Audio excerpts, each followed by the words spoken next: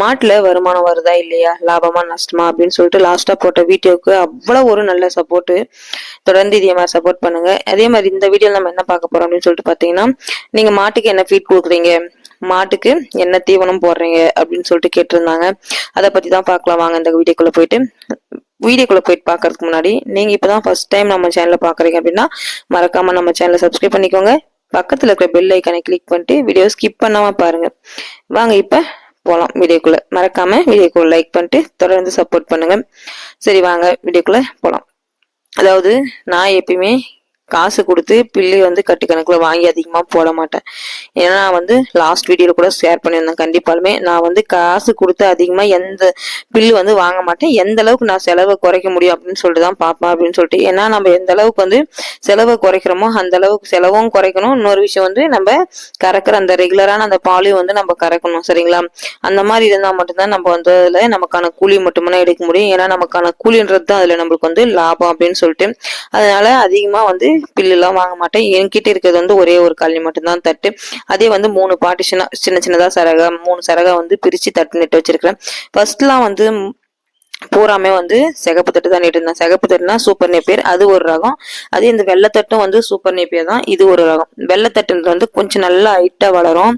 தட்டு வந்து மாட்டுக்கு நல்லா கட்டுப்படி ஆகும். இப்ப இந்த அளவுக்கு இந்த ஹைட்ல இருக்கிறாங்க. ஆனா இதுவே வந்து இளந்தட்டு தான். இது நல்லா இன்னும் முத்துச்சுன்னா நல்லா வந்து ரொம்ப ஹைட் ஆகும். ஆனா அந்த அளவுக்கு விடுறதுக்கு வந்து நமக்கு தட்டு பற்றாக்குறை அப்படின்றதுனால அப்படியே ஓரளவுக்கு நமக்கு தட்டு கடையில அதாவது காசு கொடுத்து பில்லு கட்டு வாங்காம அப்படியே இருக்கிறத வச்சு மேனேஜ் பண்ணிக்க வேண்டியதுதான். இந்தாட்டு இருக்கிறது வந்து சிகப்பு தட்டு. ஃபர்ஸ்ட் வந்து சிகப்பு தட்டு தான் பூரா நெட்டு இருந்தேன். அதுக்கப்புறம் தான் சரி கொஞ்சம் கொஞ்சமா ஓட்டி இதை நெட்டுக்கலாம் அப்படின்னு சொல்லிட்டு இது வந்து நெட்டேன். இந்த ஒரு பார்ட்டிஷன் மட்டும் சிகப்பு தட்டு. ரெண்டுத்துக்கு என்ன டிஃப்ரெண்ட் அப்படின்னு சொல்லிட்டு பாத்தீங்கன்னா, இந்த சிகப்பு தட்டு ஒரு முறை நம்ம ஒரு அறுப்பு அறுக்கிறதுக்குள்ளேயே இந்த வெள்ளை தட்டு வந்து 2 அறுப்பு வந்துடும். அதே மாதிரி தட்டு வந்து நல்லா வளரும். கொஞ்சம் பால் வந்து சேர்ந்து கறக்குது. இன்னொன்று வந்து என்னன்னா சரன்னு தட்டும் வந்து வளர்ந்துரும். சிகப்பு தட்டு வந்து அந்த அளவுக்கு வந்து வளராது. ரெண்டுமே வந்து சூப்பர் நேப்பியர் தான். அதுல வந்து இது ஒரு ரகம், அது ஒரு ரகம். அதனால சரி சிகப்பு இந்த வெள்ளைத்தட்டு நான் வந்து நட்டேன். எனக்கு வந்து நல்லாவே மாட்டுக்கு வந்து கட்டுப்படி ஆகுது. பாலும் கொஞ்சம் சேர்ந்து கறக்குது. நான் வந்து எப்பவுமே அதிகமா வந்து நல்லா பால் கறக்கிற மாட்டுக்கு இந்த வெள்ளைத்தட்டு தான் போடுவேன். அதனால ஃபர்ஸ்ட்ல வந்து காலையில போடுறதுக்கான தட்டை வந்து நான் சாயந்தரத்துல எடுத்துன்னு போய் வச்சிருவேன். ஒரு மாட்டுக்கு வந்து 3 அரி அப்படின்ற மாதிரி கணக்கு இருந்து பிக்சடு. அதாவது ஏன்னா நம்ம கிட்ட இருக்கிற தட்டை வச்சு நம்ம எந்த அளவுக்கு போட்டா நமக்கு எத்தனை நாளைக்கு வரும் அப்படின்னு சொல்லிட்டு தெரியல. ஏன்னா நம்ம இருக்குதுன்னு சொல்லிட்டு ஒரே நாளைக்கு நிறைய கொட்டிட்டு அடுத்து வந்து நம்ம பில்லு வந்து கட்டு கணக்குல வாங்கி போடவும் முடியாது. ஏன்னா அப்படி பண்ணா வச்சுக்கோ நம்மளுக்கு இதுல நஷ்டம் தான் வரும். அதனாலதான் நான் என்ன பண்றேன்னா இருக்கிறத வச்சு நம்ம கரெக்டா ஆவரேஜா கொண்டு போயிடலாம் அப்படின்னு சொல்லிட்டு மேனேஜ் பண்ணி கொண்டு போயிடலாம் அப்படின்னு சொல்லிட்டு கரெக்டா பிக்சடா ஒவ்வொரு மாட்டுக்கு வந்து என்னுடைய ஒரு அளவுல வந்து ஒவ்வொரு நாளைக்கு 3 அரி ஒரு குறிப்பிட்ட அளவு அப்படின்னு சொல்லிட்டு பிக்ஸ் பண்ணி வச்சிருக்கிறேன். அந்த மாதிரிதான் வந்து சாயந்தர டைம்ல போய் அறுத்துன்னு போய் வச்சிருவேன். இப்ப 4 மாடு பால் கறக்குதுன்னா 4 மாட்டுக்கு 3 அரி அறுத்துன்னு போய் வச்சுட்டு கண்ணுக்குட்டிங்க இருக்குது. அந்த கண்ணுக்குட்டிங்களுக்கும் கொஞ்சம் கொஞ்சம் அறுத்துன்னு போய் வச்சிருவோம். மோஸ்ட்லி வந்து கண்ணுக்குட்டிங்க இந்த நெல்லு புல்லு எல்லாம் தின்னாதுல. அதனால ரொம்ப தட்டு பற்றாக்குறையா இருந்துச்சுன்னா என்ன பண்ணுவோம்னா ஒரு அரி வந்து குறைச்சிருவேன். இப்ப வந்து நார்மலா இருக்கிற டைம்ல வந்து 3 அரி பச்சை தட்டை இருக்கிறான். ஒரு மாட்டுக்கு வந்து 3 அரி ஒரு சேமை 4 சேமா இருக்கிறோம் அப்படின்னு சொல்லிட்டு சொன்னா கொஞ்சம் தட்டு பற்றாக்குறை வரும்போது என்ன பண்ணுவோம்னு சொல்லிட்டு பாத்தீங்கன்னா அதுல ஒரு அரி வந்து கட் பண்ணிடுவேன். இப்ப 4 மாட்டுக்கு வந்து ஒரு அரி கட் பண்ணா ஒரு செம கட் ஆயிருதுல. அப்ப வந்து 3 செம தான் இருப்பேன். 2 அரி பச்சை தட்டு போட்டு அதுக்கப்புறம் இது இன்னும் ஒரு அரி என்ன பண்ணுவோம்னா இன்னும் ஒரு டைமுக்கு வந்து நெல்லு பில்லு போட்டுப்பேன் பகல் ஃபுல்லா. இந்த மாதிரிதான் வந்து பில்லு போடுறது வந்து மேனேஜ் பண்ணுவேன். ஏன்னா லாஸ்டா ஒரு போட்ட வீடியோல கூட சொல்லிட்டு இருந்தாங்க ஒரு பிரதர் வந்து, அதாவது நம்ம தட்டு இருந்தா அது விலைக்கு வித்தா அந்த காசு வந்துருது அப்படின்னு சொல்லிட்டு. அப்படி இல்லை பிரதர், அதாவது இப்ப தட்டு இருக்குன்னா இந்த தட்டு வித்தா மிஞ்சி மிஞ்சி எவ்வளவுக்கு வாங்குவாங்க, 2000 ரூபாய்க்கு தான் வாங்குவாங்க. இந்த தட்டு அறுக்கு எனக்கு வந்து ஒரு கழனி இருந்துச்சுன்னா கிட்டத்தட்ட ஓரளவுக்கு ஒரு மாசம் ஓடிக்குது.